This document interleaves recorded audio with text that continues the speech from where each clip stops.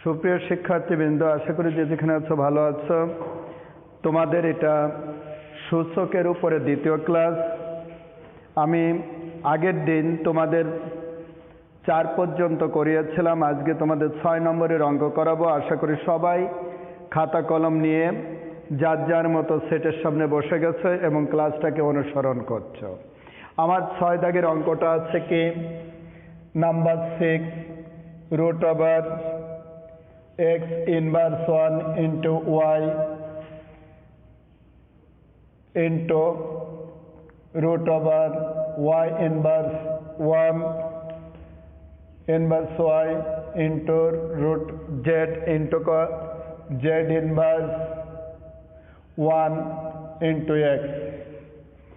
সুপ্রিয় শিক্ষার্থীবৃন্দ, এখানে আমরা ইনভার্সটাকে যদি আমরা তুলে দিই, ইনভার্সটাকে তুলে দিলে আমরা এই পদটার উপরে রুট আছে, এটার উপরে রুট আছে, এটার উপরে রুট আছে, রুটটা আমরা তুলে দিলে আমরা একটা রুট করে দেব, অর্থাৎ √/, এইটাকে আমরা লিখতে পারি y/(x) into z/y into x/z।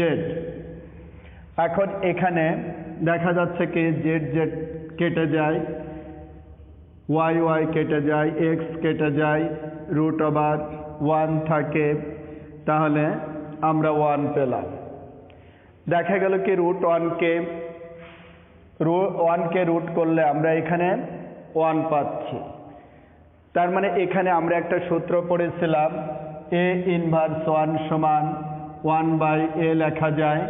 তেমনি x ইনভার্স 1টাকে আমরা yটাকে উপরে রেখে xটাকে নিচে স্থাপন করতে পারি। এভাবে আমরা সমস্ত কেটে যাই, তাহলে 1 থেকে আমরা উত্তরটা পেলাম কত? 1।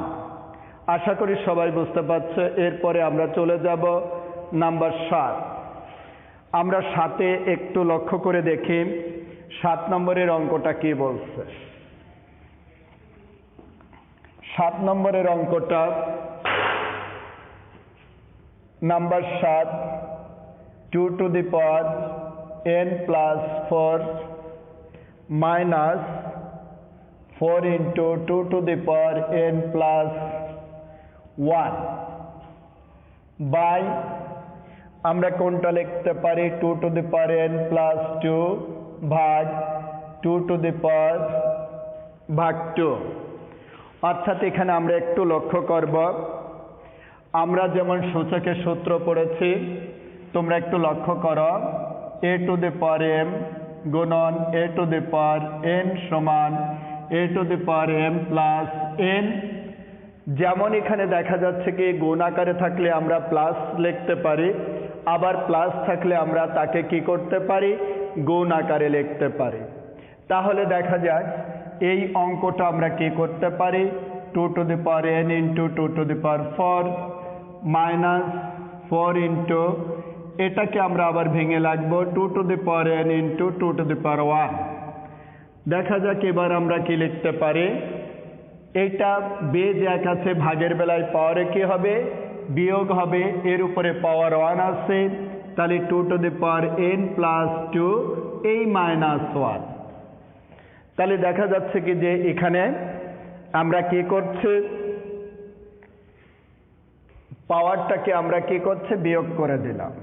এখন এখান থেকে আমরা 2n কমন নিতে পারি, কমন নিলে 2⁴ কত হয়, 16 মাইনাস 4 into 2 = 8।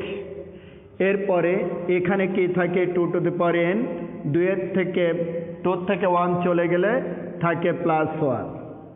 এবার আমরা একটু লক্ষ্য করি, 2n into কত, 8, 16 থেকে 8 চলে গেলে 8 থাকে, আর এইটাকে আমরা ভেঙে লিখি 2n into 2⁴1, অর্থাৎ 1টা দিলেও চলে, না দিলেও চলে। এখন 2n কেটে যায়, এটা কাটা যায়, আর এটা কেটে কত হয়, 4 হয়। যদিও কাটাকাটি করা উচিত না, তবু তোমাদের বোঝার সুবিধার্থে আমি এখানে কাটছি। তাহলে এটা কত আসলো? 4। তাহলে এখানে দেখলাম আমি যে অঙ্কটা করলাম, অঙ্কটা করার সময় আমি এটাকে ভেঙে দিলাম, এটাকে ভেঙে রাখলাম 2 to the power n into 2 to the power 4। আবার এটাকে যদি আমরা বেজ কাছে গুণের সূত্র নিয়ে যাই, তাহলে আবার এটা যোগ হয়ে যাবে, -4 into 2 to the power n into 2। এরপরে এখানে নিচেরটা আমরা লক্ষ্য করি, নিচেরটাই লক্ষ্য করে দেখলাম যে এখানে বেজ আছে, ভাগের বেলায় কি হয়? বিয়োগ হয়। তাহলে যখন বিয়োগ হয় তখন আমরা পাওয়ারটা বিয়োগ করে দিলাম, অর্থাৎ 2 to the power n plus 1। তাহলে কত থাকলো? আমার এখানে কাটাকাটি করে 4। তাহলে এইটা আমরা আনসার হিসেবে পেলাম। এখানে আনসারটা দাঁড়াচ্ছে কত? 4। এরপরে আমরা অঙ্কটা বুঝলাম, আশা করি সবাই তুলে নেছ, যার যার মতো সে তুলে নেছ এবং বুঝে নেছ। এরপরে আমরা চলে যাব 8 নম্বর অঙ্কে। আমাদের 8 নম্বর অঙ্কে কে বলেছে আমরা সেটা একটু দেখি। 8 নম্বর অঙ্কটা আমাকে বলেছে 3 to the power m plus 1 by 3 to the power m into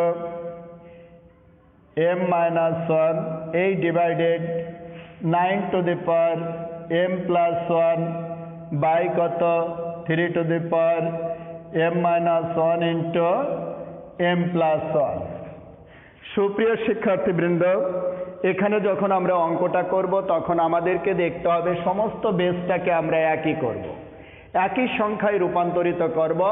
সেই ক্ষেত্রে এখানে আমরা সব জায়গা দেখছি বেস 3 আছে, এই 9টাকে আমরা 3-তে রূপান্তরিত করব, তার মানে 3 স্কোয়ার লেখা যায়। তাহলে আমরা দেখি 3 to the power m plus 1 by 3 to the power, এটা গুণ করে দিলে কি হয়? m স্কোয়ার মাইনাস m, এটা ভাগ 3 to the power 2 into m plus 1 by 3 to the power m square minus 1। তাহলে দেখা যাচ্ছে কি পাওয়ারের উপরে পাওয়ার থাকলে গুণ হয়, সেই জন্য m এর সাথে এটা গুণ করে দিলাম, আর এইটাকে আমি অপরিবর্তিত অবস্থায় রাখলাম।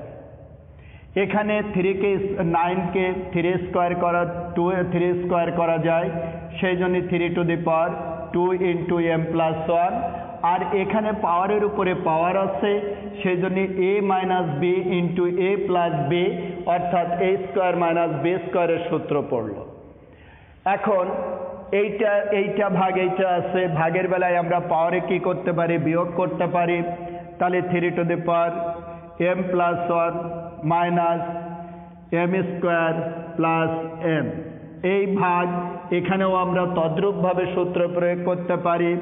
3 to the power 2m plus 2 এই মাইনাস m স্কোয়ার মাইনাস প্লাসে মাইনাসে মাইনাসে প্লাসে মাইনাসে মাইনাসে প্লাস।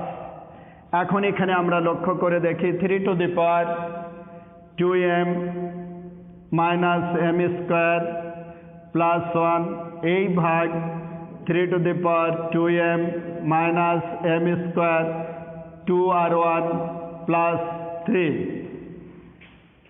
তাহলে কত হলো? এবারও আমরা দেখি বেজ আছে, ভাগের বেলায় আমরা বিয়োগ করে দিই 3 to the power 2m minus m square plus 1 এই ভাগ বিয়োগ 2m মাইনাস প্লাস মাইনাসে মাইনাসে প্লাস m স্কোয়ার মাইনাস 3। তাহলে এখানে আমরা লক্ষ্য করি এটা আছে প্লাস, এটা আছে মাইনাস, তাহলে প্লাসে মাইনাসে আমরা এটা ক্রস করে দিতে পারি। m এর কাছে আছে এখানে মাইনাস, এখানে আছে প্লাস, এটা বাদ যায়। তাহলে আমার থাকলো কি 3 টু দি পাওয়ার কত? এইটা প্লাস, এটা আছে মাইনাস, প্লাসে মাইনাসে মাইনাস, তার মানে 3 থেকে 1 গেলে থাকে কত? 2। তাহলে বড়টার বাঁ পাশে মাইনাস বলে ইনভার্স 2। এখন ইনভার্সটাকে আমরা কিভাবে তুলব? ভগ্নাংশের আকারে 1/3 স্কোয়ার। 1/3 স্কোয়ার মানে হচ্ছে 9, 1/3 9। তাহলে আমরা অঙ্কটার উত্তরটা করে পেলাম 1/9। আশা করি তোমরা সবাই বুঝতে পারছ। আমি আজকে 8 পর্যন্ত অঙ্কগুলো করালাম, বাকি অঙ্কগুলো তোমরা বাসায় চেষ্টা করবে। একই সূত্র ফেলে আমরা পরবর্তীতে আবার এই ক্লাসটা করব, আর তোমরাও বাড়িতে চেষ্টা করবে। এই বলে আমি আমার ক্লাস আজকের